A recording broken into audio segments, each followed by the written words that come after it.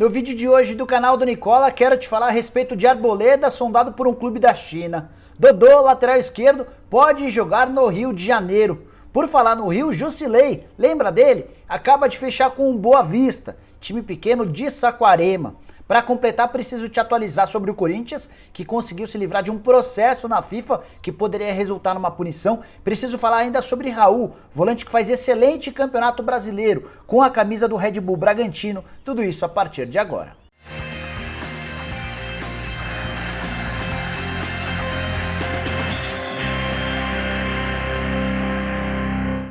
Fala aí pessoal, eu sou o Jorge Nicola, bem-vindos a mais um vídeo do canal, bem legal ter vocês por aqui. Antes de passar todas as informações que eu prometi, pedi para vocês deixarem um like no vídeo e se inscreverem no canal. Para se inscrever é só apertar esse botãozinho vermelho de inscreva-se. Combinado?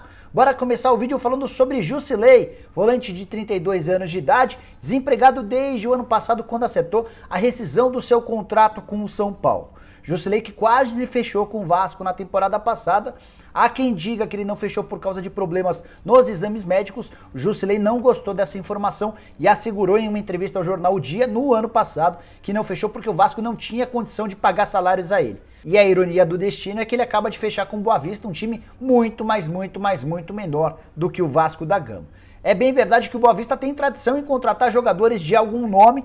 Passaram recentemente por lá o técnico Joel Santana, o goleiro Felipe, ex-Corinthians e Flamengo, Carlos Alberto, Felipe Gabriel, entre outros. Boa Vista que também já contratou alguns jogadores para a temporada para o Campeonato Carioca de 2021, entre eles o meia Eric Flores, ex-Flamengo, o goleiro Clever e o zagueiro Elivelton, dois ex-jogadores do Fluminense. Boa Vista que estreia no Campeonato Carioca no dia 28 de fevereiro contra o Botafogo.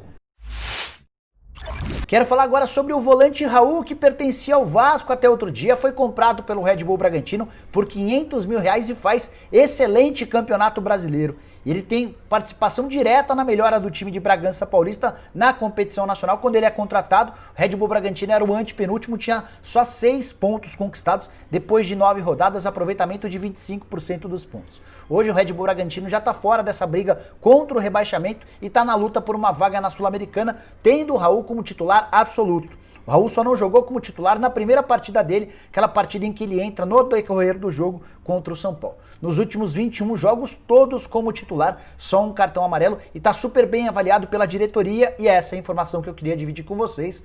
O clube já deseja uma extensão do contrato. O vínculo termina só em dezembro de 2023, mas o Red Bull Bragantino entende que o Raul precisa de um reajuste salarial até para se adequar à importância que ele tem dentro do time. Ganha na casa dos R$100 mil por mês, vai ter um bom aumento e dessa maneira o Red Bull Bragantino também conseguirá aumentar a multa rescisória de um jogador que já foi pretendido pelo Cuca, enquanto era técnico do São Paulo em 2019 e que no ano passado, quando ainda jogava pelo Vasco da Gama, foi especulado pelo Sporting de Portugal numa negociação que poderia girar na casa dos 2 milhões de euros. Bora falar sobre o Corinthians com uma boa notícia. O Timão encerrou nessa semana uma dívida que tinha com o Dinamo de Kiev da Ucrânia, que desde setembro do ano passado havia acionado a FIFA exigindo uma punição da principal entidade do futebol em relação ao Corinthians. Tudo por causa do não pagamento pelo empréstimo do Sid Clay, que jogou na temporada passada pelo Timão. Pelo empréstimo, o Dinamo de Kiev cobrava €500 mil, logo na casa de R$3 milhões e 200 mil. Ficou combinado que o Corinthians pagaria em 4 parcelas, só que o Timão não fez nenhum dos pagamentos ao longo do ano passado. O Dinamo de Kiev foi à FIFA e acaba de receber esse dinheiro que também tem a ver com a entrada da grana pela venda do Pedrinho ao Benfica. O Corinthians antecipou esse dinheiro com um fundo de investimento europeu. Dessa maneira o Corinthians fica livre de qualquer problema relacionado ao Sid Clay. Ainda existem algumas outras pendências. Mas precisamos lembrar que desde que se tornou presidente, agora há pouco, no dia 4 de janeiro, o Duílio já resolveu 2 pendências, essa do Sid Clay, uma outra envolvendo o Bruno Mendes, zagueiro uruguaio contratado do Montevideo Wanderers. O Corinthians devia R$7 milhões e 800 mil, também com um processo na FIFA. O Corinthians fez o depósito e se livrou desse outro problema também. Bora falar agora sobre o lateral Dodô, 28 anos de idade, brilhou com a camisa do Santos, mas na temporada de 2019 teve passagem só discreta pelo Cruzeiro. Não jogou ao longo de todo o ano de 2020, ficou tratando de uma resolução dos seus problemas na justiça com o Cruzeiro e houve recentemente um acordo. O Dodô vai ter direito a R$15 milhões em longas parcelas que serão pagas pela Raposa. A partir daí ficou livre para negociar seu futuro e eu conversei antes de gravar esse vídeo com uma pessoa muito próxima ao lateral esquerdo e posso te contar que um time do Rio de Janeiro, além de um time alemão, são os interessados na contratação do lateral. Nenhum dos dois clubes formalizou proposta. Ainda está naquela fase do namoro, tentando entender quanto o Dodô está a fim de ganhar para fechar o contrato. O clube alemão eu posso te contar que é o Mainz. Essa pessoa próxima ao Dodô me revelou que é o mais o interessado. Vale a lembrança de que a janela de transferências na Alemanha se encerra no dia 1º de fevereiro. Ou seja, se o Dodô até o dia 1º não fechar com mais, o caminho ficaria livre para que esse time carioca do Rio de Janeiro acabasse ficando com o lateral esquerdo de só 28 anos de idade. Essa pessoa próxima ao Dodô não quis me contar qual o clube carioca interessado. A única pista que ela deu é que não se trata do Flamengo, ou seja, poderiam ser Botafogo, Vasco ou Fluminense. Se a gente for tentar desmontar esse quebra-cabeça, fica fácil imaginar que o Botafogo está fora dessa relação. O Botafogo passa por enormes problemas financeiros, muito ameaçado pelo rebaixamento, 98% de chance. E o trabalho do novo presidente, do Durcésio Melo, é acabar se livrando dos jogadores. Ele está tentando dispensar ou se livrar dos jogadores com salários um pouco mais altos. E o Dodô tem esse perfil, então não consigo imaginar o Dodô sendo contratado pelo Botafogo. O mesmo raciocínio talvez se aplique ao Vasco da Gama, que acabou de contar com a chegada do Vanderlei Luxemburgo, mas também está muito focado em sair da zona do rebaixamento e evitar a queda, mais uma queda que seria trágica para o clube.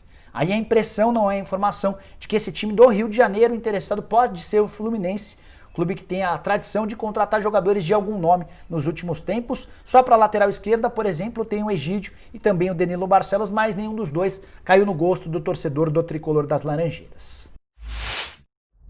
Bora falar agora sobre uma entrevista bem forte que Jorginho Cantinflas, ex-técnico de Palmeiras, Portuguesa, entre vários outros clubes, deu ao UOL. Ele atualmente dirige o Figueirense e acabou colocando o dedo em várias feridas abertas. Disse coisas que muita gente concorda, mas não tem coragem. Por exemplo, detonou o Jorge Sampaoli, falou mal a respeito do trabalho do Jorge Jesus, lembrando que o Jesus fez enorme sucesso no Flamengo, mas não tem conseguido ir bem no Benfica, a ponto de muito torcedor do Benfica pedir a demissão do JJ. Mas a parte mais polêmica dessa entrevista foi quando o Jorginho falou a respeito de Gabigol. Separei alguns dos trechos, abre aspas. A grande culpada dessa queda de rendimento do Flamengo em 2020 é a direção, porque quando mandou o Domenech embora, passou a mão na cabeça dos jogadores e está passando de novo. Quanto eles gastaram no Gabigol? Você acha que eles recuperam? Nunca mais. Sabe por quê? Porque lá fora ninguém quer mais. É um jogador problema e que não resolve três pontinhos nenhuma. Se fosse bom, estava resolvendo. E ele completa lembrando do Zico. O Zico, quando jogava lá, resolvia o problema. Essa é a diferença entre atleta e jogador de futebol. Fecha aspas. Queria muito saber a sua opinião a respeito dessas declarações do Jorginho, especialmente em relação ao Gabigol. Você concorda com ele? Acha que o ex-treinador da Portuguesa e do Palmeiras exagerou? Acha que ele tem razão? Vale a lembrança de que o Figueirense hoje ocupa um lugar na Série B, briga contra o rebaixamento. O Figueirense tem 39 pontos conquistados, tem a mesma pontuação de Náutico e Vitória, 16º e 17º colocados, só que a diferença é que o Figueirense já fez 36 partidas, o Náutico e o Vitória ainda entram em campo, ou seja, o Figueira seriamente ameaçado de rebaixamento. Bora falar agora sobre o São Paulo com mais uma informação exclusiva que você vê primeiro no canal do Nicola. O Arboleda está na mira de um clube chinês. Essa informação me foi passada por uma pessoa da minha confiança dentro do tricolor, uma pessoa muito próxima do Arboleda, mas também com ótimo trânsito em relação à diretoria. Não existe proposta oficial desse time chinês, que procurou recentemente os dirigentes do São Paulo para tentar entender as condições do negócio. Eles querem saber quanto o São Paulo exige para liberar o zagueiro de 29 anos de idade. E a idade não é a única coisa que pesa contra o Arboleda, ele tem um comportamento nada profissional, pelo menos tem sido assim desde que chegou ao São Paulo. No início desse ano, por exemplo, ele se reapresentou com um atraso das festas de fim de ano, até por isso ficou de fora da partida contra o Red Bull Bragantino como uma forma de castigo. Por falar em castigo, ele já levou algumas multas desde que foi contratado pelo São Paulo por causa de atos de indisciplina. Essa pessoa do São Paulo, porém, fez uma ressalva importante.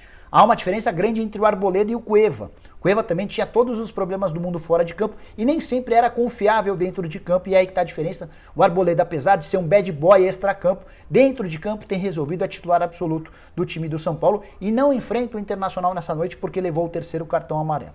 Pois bem, para falar sobre o Arboleda, não há proposta oficial, mas o São Paulo já deixou bem claro que não vai vendê-lo a preço de banana. Recentemente, na janela da metade do ano passado, também o time da China ofereceu algo na casa de 2 milhões de euros e o São Paulo considerou a oferta muito baixa, porque sabe que vai ter enorme dificuldade com esse valor de encontrar um zagueiro tão bom dentro de campo quanto o Arboleda. Então só vai haver negócio pelo zagueiro, que é extremamente complicado extracampo, se essa proposta for superior, por exemplo, a 3, 4 milhões de euros. São Paulo tem convicção de que não pode se desfazer do Arboleda por qualquer valor. Jogador de seleção equatoriana, de bom histórico dentro de campo, de boas partidas e que tem bastante qualidade. Ah, só para completar, quero te contar que o Arboleda na atual temporada já soma 32 jogos e 3 gols marcados. Chegou a ser reserva só durante um período em que o Fernando Diniz resolveu mudar a zaga, colocando o Léo Pelé e o Diego Costa. Algumas semanas depois, o próprio Fernando Diniz voltou atrás e devolveu o Arboleda e o Bruno Alves para a condição de titular.